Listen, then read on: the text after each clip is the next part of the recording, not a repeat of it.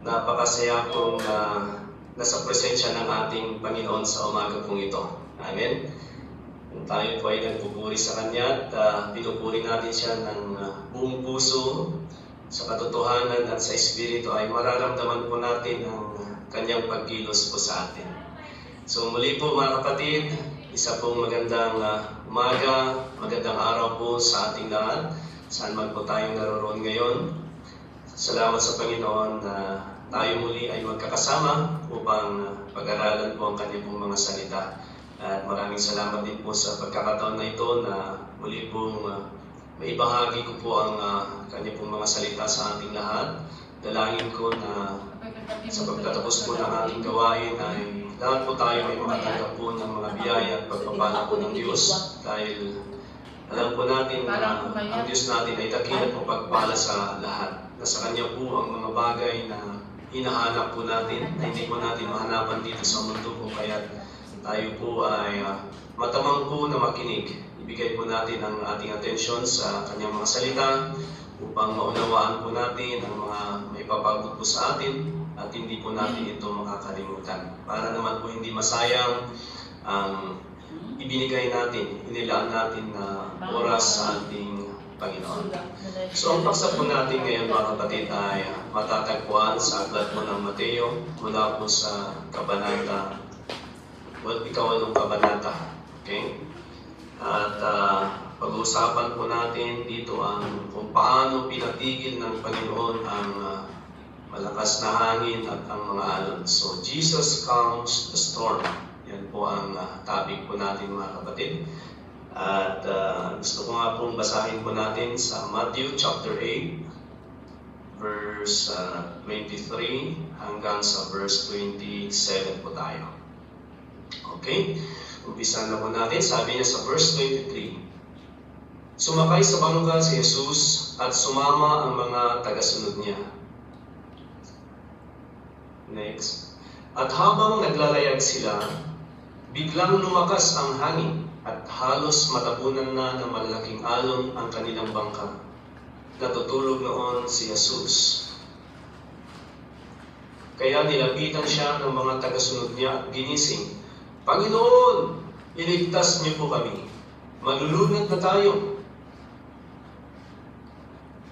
Sumagot si Jesus, bakit kayo natatakot? Kay liit ng inyong pananampalataya. Umangon si Jesus at pinatigil ang hangin at ang mga alon at biglang kumalma ang tubig. Namangha ang mga tagasunod niya at sinabi, anong klaseng tao ito?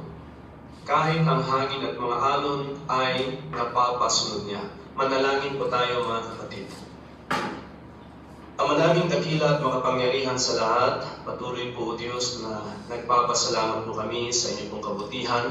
Maraming salamat po o Diyos sa inyong pong mga salita na aming binasa.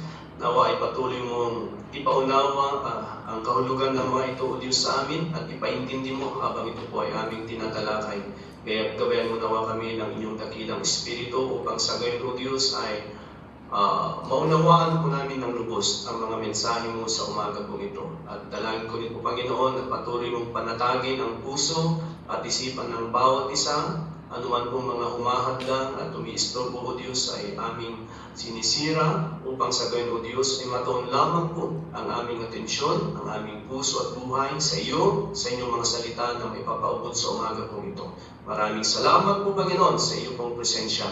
Ikaw ang aming tinataas at pinupuri sa ngalan ng Panginoong Jesus. Amen. Hallelujah. Praise the Lord sa pagkakabasa po ng Kanya pong mga salita. Pero gusto ko pong basahin po natin o may flash doon po sa NLT version, sa English version kasi maganda rin po ang pagkakasabi po doon. Okay, sa verse 23 po tayo. Now, sa verse 23 sabi niya, then Jesus got into the boat and started across the lake with his disciples. Gusto ko pong maunawaan po natin dito, diyan muna tayo sa verse 23. So, ito pong tagpo na ito, ito pong kaganapan dito sa kwento na ito. Sabihin po natin na isa po ito sa mga ordinaryong araw na naman muli na kung saan ang Panginoong Hesus at ang kanyang mga disipulo, mga alagad ay magkakasama po. At sila po ay sumakay sa isang bangka at naglayag po sila. So, minsan, ang salita po ng Diyos, kapag binabasa lang po natin yan, kung hindi po natin talaga ito tututupan at unawain ang gustong ipahatid sa atin, parang wala lang, parang kwento lang na binabasa natin. Pero alam niyo po ba mga kapatid, di po ba sa natural, kapag malakas po ang ulan, malakas ang hangin, hindi maganda po ang panahon, doon po sa mga naglalayag po sa dagat, hindi po sila pinapayagan ng mga Coast Guard para maglayag, para umalis, Kasi delikado.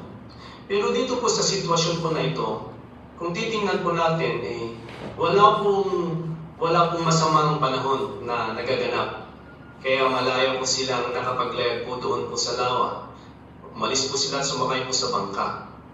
Ganyan po ang sitwasyon. Wala pong indikasyon na meron pong bagyo, walang indikasyon na magkakaroon ng malakas na hangin at ulan. Kaya sumakay sila sa bangka at nagpatuloy po na naglayag po doon sa lawa. At minsan ganyan po ang buhay po ng isang Kristiyano. Tayo po mga kapatid, tayo po mga nananampalataya sa Diyos. May mga panahon po na parang nakaganda po ng panahon, napakaliwalas po ng sitwasyon, parang tahimik lang. Ganun po ang mga nagaganap sa ating buhay. Now, doon po sa verse 24 na sumunod na verse, tingnan po natin ang nangyari. Sige, pag-i-plus sa NLT tayo. Sige. Now, ito, tingnan po natin sa verse 24. Suddenly, a fierce storm struck the lake, with waves breaking into the boat, but Jesus was sleeping.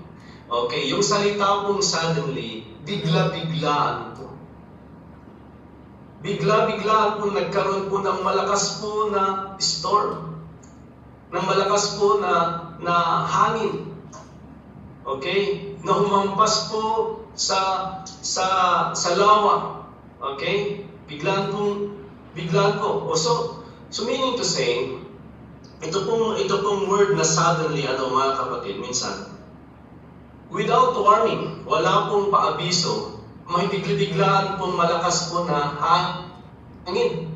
O di ba, naglayag po sila na wala naman pong masamang panahon. Pero bakit sa bandang yan, sa puntong yan, bigla-biglaan po na meron pong malakas na hangin na humampas po doon po sa lawa. At halos yung boat, yung bangka na sinasakyan nila ay masira, mga kapatid. So makikita po natin dito, na talagang sa ating buhay, mga kapatid, may mga bagay na bigla-biglaan nangyayari, dumarating po sa atin na hindi po natin inaasahan, hindi po natin inaakala. At ganyan po ang pagbabalik ng ating Panginoong Hesus. Na hindi po natin alam, hindi po natin inaasahan. Kaya ano po ang kailangan po natin gawin? Tayo po ay lagi pong maghanda. Kasi sinasabi nga po ng ating Panginoon na sa kanya pong pagbabalik ay para pong kidlat yan. Kasi bilis po ng kidlat na hindi po natin siya, napakabilis po talaga ng sitwasyon. So kailangan po na mag-ready po tayo. Ganyan din po sa ating buhay, hindi po natin alam ang mangyayari bukas, hindi po natin alam kung ano po ang ating hinaharap. Subalit kung tayo po ay nakahanda ang ating puso, inihanda po natin ang ating buhay na kahit anuman po mangyayari, ay alam po natin na hindi po tayo basta-basta mabibigla. Amen? So, yung pagtama po, pagbagsak po ng bigla-biglang pagbagsak po ng malakas na hangin. Parang ganyan po yung sitwasyon po natin sa buhay. Kung ihalin tulad po natin sa buhay po natin sa natural. Nangyayari po yan. May mga emergencies. At kung hindi po tayo handa, talagang grabe po yung impact po niyan sa atin. Maaaring may mga nangyaring bagay sa ating pamilya, sa ating trabaho, sa ating mga kakilala. At minsan talagang maapektuhan po tayo, mga kapatid. Subalit tingnan po natin dito na sa kabila po ng pagbagsak po nitong malakas po na hangin, itong storm po na ito, fierce po ito. No? Okay, so basahin po natin yan. Itong mga alagad ng Panginoong Yesus, natakot po sila. Now, verse 25. Okay. The disciples went and woke him up, shouting, Lord, save us! We're going to drown. Ito na po. Dahil hindi po inaasahan ito ng mga alagad po ng ating Panginoong Yesus. Sila po'y natakot po sa sitwasyon. Alam niyo po mga kapatid, dito po natin makikita na minsan ang Panginoon ay gumagawa po siya ng sitwasyon. Pinapahintulutan po niya ang isang bagay na mangyari para meron po siyang ituturo sa atin. Amen? Kagaya po nito. Siguro itong mga disipulo hindi po nila akalain na doon po sa gitna po ng lawa sa kanilang paglalay ay bigla-bigla pong may darating po ng malakas na hangin. Pero lahat ng mga ito ay inoorkestra po ng Panginoon. Pinaintulutan at ginawa po ng Panginoon para meron po siyang ituturo. Kasi minsan po sa ating buhay bilang isang tao, bilang isa rin pong mananampalataya, kapag ang buhay po natin ay nasa magandang sitwasyon lang, wala pong mga challenges, wala pong mga testing, wala pong trials, minsan po tayo po ay aminin natin na nakakalimot po tayo sa ating Panginoon. Tayo po ay nagre-relax sa pananampalataya. Hanggat sa ang Panginoon na naman ay gumawa po ng sitwasyon para tayo ay gisingin. Okay? At mapaalalahanan po tayo, kagaya po nito. Dito lang po ang nakakalungkot lang sa mga disciples dahil mismo kasama nila ang Panginoon na physical. Andoon ang Panginoong Yesus na kasama nila. At nung humampas po ang malakas po na hangin po na yan, mas tinoon po nila yung kanilang mata doon po sa malakas na hangin. Yung pagbayo po ng malakas na hangin na humahampas po sa kanila pong bangka, na imbis po na ituon po nila sa ating Panginoon. Dito natin makikita na habang malakas po yung hangin, bakit andon ang Panginoon na natutulog lamang po siya? Bakit hindi po siya nagugulat, hindi po siya natatakot? Dito makikita po natin mga kapatid na ang Panginoon, kailanman, kahit anuman pong dilubyo, anuman pong sitwasyon, anuman po gaano man kalakas ang hangin na mayan, hindi po siya nasishake. Amen? Hindi po siya naaapektuhan. So ano pong ibig sabihin po niyan? Na dapat maituon ang ating mga puso at mga mata, ang ating mga isipan sa ating Panginoong Hesus lamang. Sa Kanya po tayo magtitiwala. Amen? Dahil kahit anumang mga pangyayari, masama man, magulo man ang mundo, ang Panginoon ay hindi po siya nagagalaw. Siya po ang may gawa ng mga hangin, ng mga storm na yan, ng mga bagyo. Siya po ang may control po ng lahat. Amen? Kaya ang Panginoon, wala po sa Kanya na kahit po malakas po yung hangin, dahil sa totoo lang, siya po ang gumawa po nun. Nagpadala po siya ng malakas na hangin.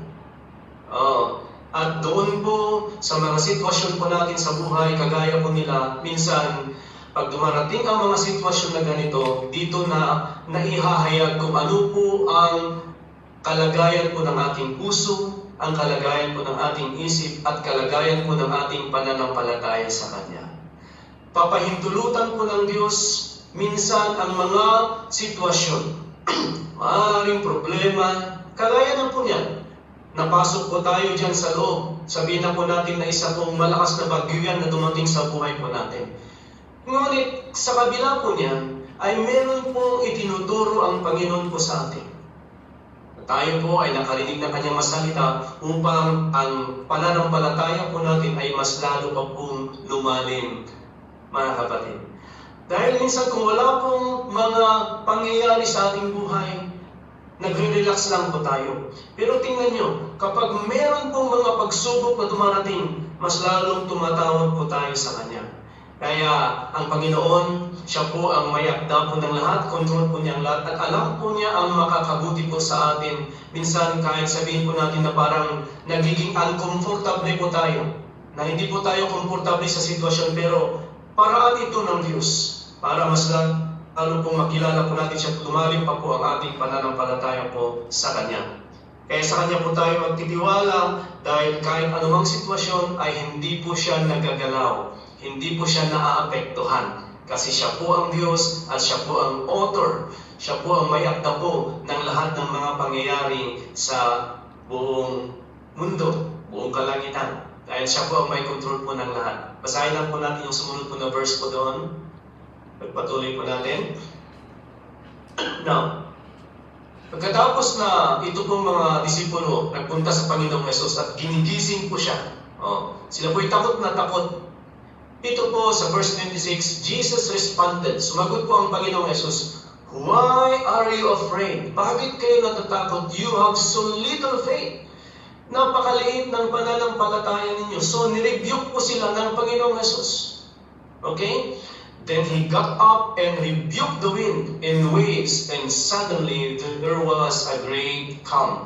Bigla pong kumalma po ang sitwasyon. Nung tumayo po ang Panginoong Hesus at nirebuke niya, pinatigil po yung hangin at yung alon, bigla pong kumalma ang sitwasyon. Ano po ang tinuturo po ng ating Panginoong Hesus dito? Ito po mga disciples. Naalala nga po nila ang Panginoong Hesus. Tumatawag po sila sa Panginoong Hesus. Pero ito po ay dahil sa kanila pong takot na malunod. Okay? Karamihan po sila mga mangingisda. Eksperto po sa dagat. Pero bakit sa sitwasyon po na ito, para nakalimot yata, na-overrule po yung panampalataya nila ng kanila pong takot. Mas nangibabaw yung takot nila kaysa sa panampalataya nila. Kaya nung sila po ay nagsisigaw na tumatawag sa Panginoong Hesus, ito po ay sigaw o pagtawag ng takot na malunod o mamatay. At meron pong pagkakaiba na ikaw ay tumatawag o tayo po ay tumatawag sa Panginoon na tayo po ay may pananampalataya po sa Kanya. Kaya dito po sa sitwasyon po na ito, naihayag na ang mga alagad pa po niya ay kulang, hindi pa po sapat ang kanilang pananampalataya. Sabihin na po natin, walang pananampalataya. Kasi nga po, ito, nagsisigaw po sila dahil takot po silang mamatay. Na imbis po sila ay tumawag na mayroong pananampalataya. Malaki po ang pagkakaiba na ikaw ay tumatawag dahil natatakot kang mamatay o malunod sa ikaw ay na tumatawag sa Panginoon na mayroong pananampalataya. Kasi po mga kapatid, kung sakali man na sila po ay pinayagan ng Panginoong Hesus na mamatay, kung sakali lang mamatay, wala po silang pakinabang dahil sa pagtawag nila ay hindi po sangayon sa pananampalataya. Pero kung pinayagan man silang mamatay ng Panginoon sa pagkalunod, pero sila ay tumawag sa Diyos na mayroong pananampalataya, yan po ay malaking benepisyo. May reward po sila dahil hindi po sila bumitaw hanggang kahit na sila ay namatay sa Panginoon. Pero kung sila ay namatay, nalunod doon dahil sa takot nilang malunod, tumatawag na sila sa Panginoon, pero dahil sa takot, wala pong silbi po yan. Amen? Meron pong kwento po sa Biblia, isingit ko lamang po. Meron pong tatlong magkakaibigan. Ito po si Shadrach, si Meshach at Abednego. Sila po ay mga lingkod ng Panginoon. Talagang matindi po ang kanilang pananampalataya. Minsan po sila po ay naharap po kay Haring Nebuchadnezzar. Pinipilit po silang sumamba sa imahe, sa ribulto ni Nebuchadnezzar. Pero alam niyo po mga kapatid, hindi po sila sumamba sa ribulto ni Nebuchadnezzar. Sa halip ay pinanindigan po nila ang kanilang pananampalataya. At sumagot sila, sabi po ni Nebuchadnezzar sa kanila, kung marinig niyo ang ang mga tunog ng mga instrumento, kayo ay luluhod at sumamba sa akin. Sabi ni Nebuchadnezzar sa kanila. Ngunit ang sagot nitong magkakaibigang tatlo na may pananampalataya sa Diyos, sabi nila, kahit anong mangyari, hindi kami luluhod at sasamba sa ribulto na yan. Kaya galit na galit ito pong haring Nebuchadnezzar at iniutos niyang itapon sila doon po sa naglalagablab po na asopre. Sa akala po niya ay matatakot ang mga ito at mamamatay sila. Sabi nitong magkakaibigan, kahit itapon niyo kami diyan sa naglalagablab na asopre, ay hindi kami sasamba sa iyo. At kung hindi man kami ililigtas ng aming Panginoon, ay hindi pa rin kami sasamba sa ribulto mo, sabi niya. Grabe po yung panampalataya nila, kaya itinapon nga sila doon po sa naglalagablab po ng pugon. At ano bang nangyari? Hindi po sila nasaktan, hindi po sila namatay dahil iniligtas po sila ng Panginoon. Ganun po ang gusto ng Panginoon na mangyari po sa atin, na kahit ano pong pagsubok na dumating, gusto niya sa ating pagtawag ay tumawag po tayo na may pananampalataya, hindi dahil tayo po ay natatakot. So ganyan po ang taong mayroon pong pananampalataya. Amen? So pagkatapos po, balik po tayo sa kwento, pagkatapos po na pinatigil ng Panginoon ang malakas po na hangin at alon, kumalma nga po ang sitwasyon.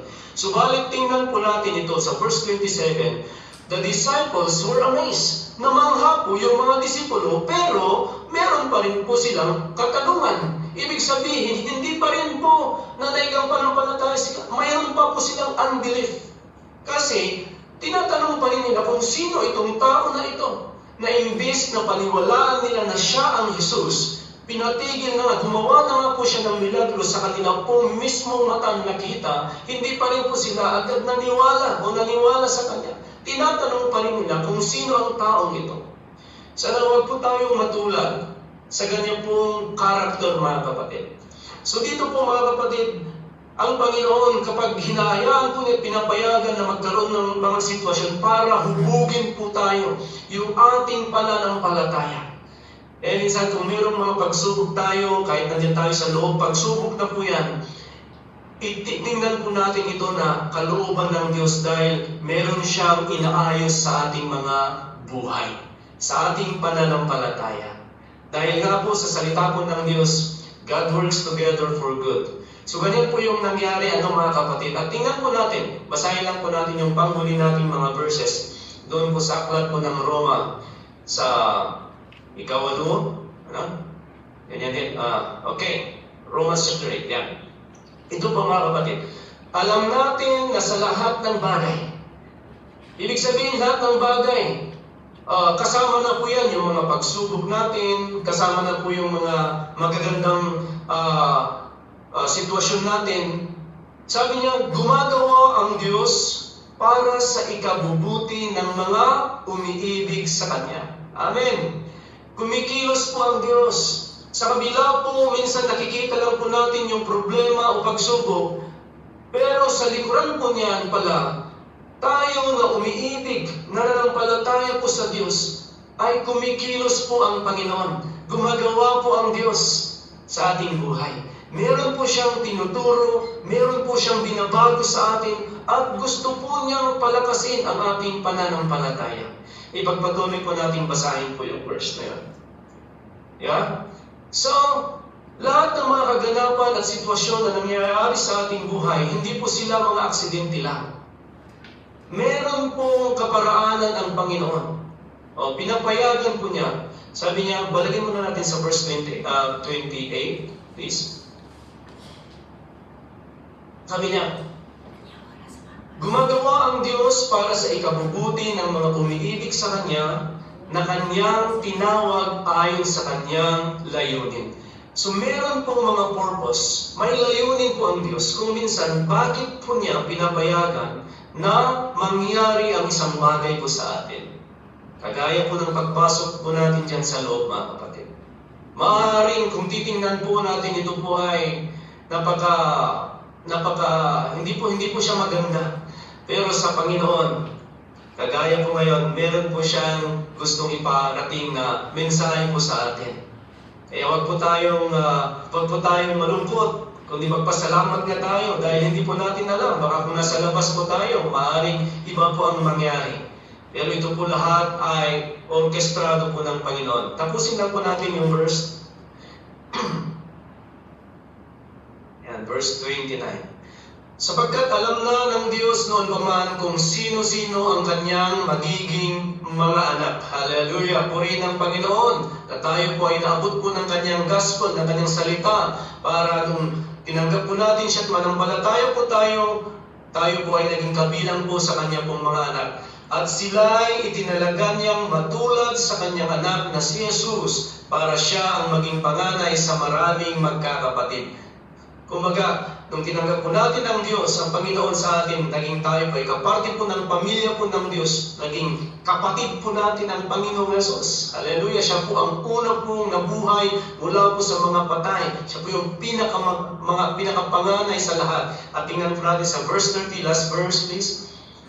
Kaya nga, ang mga taong pinili ng Diyos noong una pa ay tinawag niya para maging kanyang mga anak.